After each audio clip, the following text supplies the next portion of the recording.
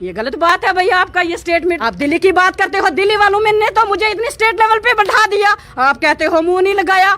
ये गलत बात है भैया आपका ये स्टेटमेंट। अगर किसी को जलन होती है तो हो, आप काटोगे इसको। स्टेटस दिलवाने की बात कर रहे हैं, चाहे वो रविंदर रैना हो या फिर विबोध गुप्ता जी। रविंदर रैना जी कोई स्टेटमेंट नहीं ऐसी दी है, मैंने तो नहीं सुनी है। मैं भी वो खुद पहाड़ी हैं। और कोई बयान मुझे बता दो रविंदर रैना जी का आपने कि उन्होंने कहा है कि ये जो एसटी स्टेटस है ये पहाड़ियों को दिया जाए। मुझे एक बयान रविंदर रैना जी का बता दो आप। यानी कि रविंदर रैना जी भी कहते हैं पहाड़ियों को एसटी स्टेटस नहीं मिलना चाहिए। वो नहीं कहते हैं, ना वो कहते हैं, ना वो सुनते हैं। वो एक कहते हैं गुजरों के हक में कहते हैं। हमें बुखारी साहब की तरह कंट्रोवर्सी थोड़ी पैदा करने आई हूँ यहाँ पे। मेरे गुजरों के बच्चों को पैरों के लगाने के लिए खुदा की कसम बूट नहीं है, उनको कपड़े नहीं है, वो घास के घरों में रह रहे हैं। पहाड़ियों को एसटी स्टेटस मिलना चाहिए या नहीं? पहाड़ियों को PSP एसटी स्टेटस मिलना चाहिए या नहीं? नहीं। क्यों? ये मेरे गुजर दबी कुचली कौम का ये हक है। आप दिल्ली की बात करते हो, दिल्ली वालों में ने तो मुझे इतनी स्टेट लेवल पे बैठा दिया, आप कहते हो मुंह नहीं लगाया। ये गलत बात है भैया आपका ये स्टेटमेंट। आप देख रहे हैं जेके चैनल और मैं हूं मोहिंदर जीत सिंह। एसटी स्टेटस की बात करें तो आज का मुद्दा ये काफी ज्यादा गरमाया हुआ है। वहीं जिस तरह से गुज्जर बकरवाल जो है वो सामने आ रहे हैं, वहीं पहाड़ियों के लिए एसटी स्टेटस होना चाहिए या नहीं, इनका क्या कहना है जाने। जी आप यहाँ पे पहुंची हैं, पहाड़ियों के खिलाफ आई हैं या पहाड़ियों के समर्थन में आई हैं? आउज़ुबिल्लाहि मिनश शैतानिर रजीम, बिस्मिल्लाहिर रहमानिर रहीम। मेरा ये कहना है, मेरा ये मानना है कि अगर हमें 70 साल से गुजरों को निगलेक्ट किया जा रहा था, 70 साल से अगर गुजरों को निगलेक्ट किया जा रहा था, तो आज अगर 91 से लेके आज तक अगर गुजरों को कहीं ना कहीं एसटी का स्टेटस दिया गया तो वो भाजपा की सरकार की ऑब्जर्वेशन में दिया गया, अटल बिहारी वाजपेयी की ऑब्जर्वेशन में दिया गया। तो मुझे लगता है कि उस वक्त यही हमारी बीजेपी की सरकार थी जब एसटी का दर्जा हमें मिला। तो उन्होंने कुछ देख के, कुछ जांच के, कुछ परख के, कुछ बैक हिस्ट्रियाँ देख के तो स्टेटस दिया होगा एसटी वालों को। तो मुझे लगता है कि जो लोग आज छोटी ये जो कंट्रोवर्सी पैदा कर रहे हैं कि हमें ये करो हमें वो करो, मुझे लगता है कि जो 9 सीटें भाजपा ने रिजर्व करी हैं तो ये 9 सीटों का बौखलाट है। मुझे लगता है जहाँ तक, जैसे मैंने बीजेपी ज्वाइन करी, फरवरी में मैंने बीजेपी ज्वाइन करी तो डायरेक्ट मुझे स्टेट का वाइस प्रेसिडेंट एसटी मोर्चा का बना दिया गया भाजपा ने। तो कुछ लोगों के पेट में दर्द हुई कि एक गुजर बेटी जम्मू कश्मीर में उसको स्टेट का दर्जा दिया गया, उसकी गाड़ियों के उसकी गाड़ी को झंडी लग गई, तो दर्द तो होनी है कहीं ना कहीं। 70 साल से हमें आज तक किसी, ना एनसी ने, ना पीडीपी ने, ना कांग्रेस ने, ना अदर्स पार्टी ने, अगर किसी ने भी कोई भी पार्टी ये कह दे कि गुजर कम्युनिटी की बेटी को आज तक स्टेट लेवल पे अगर किसी ने दर्जा दिया है तो वो मेरे सामने आके बात करे।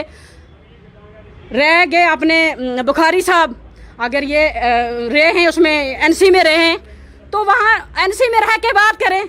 यहाँ किस लिए, अगर आना चाहते हैं बीजेपी में तो most welcome, most welcome. Bukhari साहब आते हैं तो आप ले आएंगे? आना चाहिए। PSP भी उनके पास 4% है तो 6% की मैं उनके साथ मदद करूंगी। मैं उनके साथ ही, मैं उनकी तरह ये नहीं बोलूंगी इनसे कोई मुंह नहीं लगाता, इनकी एप्लीकेशन रिजेक्ट हो जाए, ये लो इलिटरेट वाली बातें। ऐसा होता है कि कोर्ट में कोई किसी की एप्लीकेशन वापस जज करता है? कोई एप्लीकेशन किसी की वापस करता है? कोर्ट किस लिए है? राइट्स के लिए, हक के लिए, हकूक के लिए। आप दिल्ली की बात करते हो, दिल्ली वालों में ने तो मुझे इतनी स्टेट लेवल पे बैठा दिया, आप कहते हो मुंह नहीं लगाया। ये गलत बात है भैया आपका ये स्टेटमेंट। पहाड़ियों को एसटी स्टेटस मिलना चाहिए या नहीं? पहाड़ियों को PSP एसटी स्टेटस मिलना चाहिए या नहीं? नहीं। क्यों? ये मेरे गुजर दबी कुचली कौम का ये हक है। मेरे साथ चलो, डोर टू डोर। जम्मू में मिसाल देती हूँ, आप छोड़िए एसी में बैठ के हमें गुजरों की क्या कदर होगी। गुजरों की कदर का पता नहीं चलता, गुजरों की गरीबी का पता एसी के नीचे बैठ के नहीं चलता, रिश्ते गिश्तावे होटलों में बैठ के खाने से गुजरों का पता नहीं चलेगा। गुजरों की जून जुलाई की तपती धूप में आपको भी पता है कि मैं पूरे जम्मू में मैं डोर टू डोर गई हूँ। मेरे गुजरों के बच्चों को पैरों के लगाने के लिए खुदा की कसम बूट नहीं है, उनको कपड़े नहीं हैं, वो घास के घरों में रह रहे हैं, नंगे छत के नीचे खाना बना रहे हैं, नंगे छत के नीचे बारिश में, धूप में, कड़कती धूप में उनके बच्चे दर पदर। लेकिन उस कौम, ये फकीर कौम है ना, ये फकीर कौम है, इसको अल्लाह की जात पाल रही है। आप भाजपा की नेता बन के यहाँ पे आई हैं परवेज अख्तर जी, या फिर एक गुजर बेटी बन के यहाँ आई?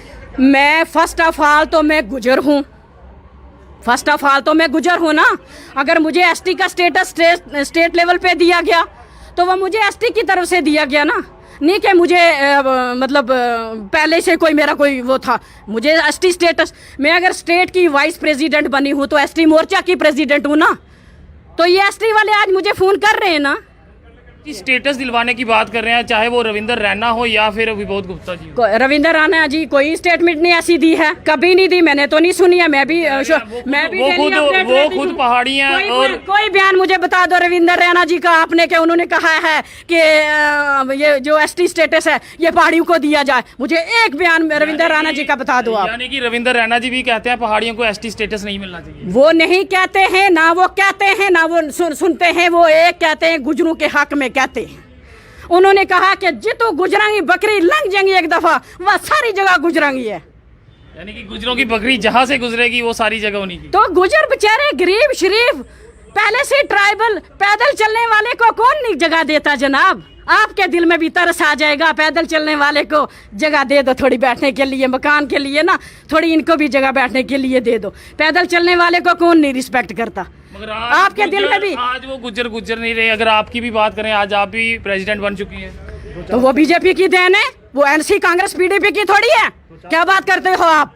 वो बीजेपी की देन है। ये 9 सीटें बीजेपी की देन है, 38 सीटें बीजेपी की देन है, 3 चेयरमैन बीजेपी की देन है, ये 25 सरपंच, आज मेरी सरपंचनी, आज मेरी मेंबरानियां गुजर सब सरपंचनी, सब डीडीसी चेयरमैन, मेरा फख्र से सीना चौड़ा होता है।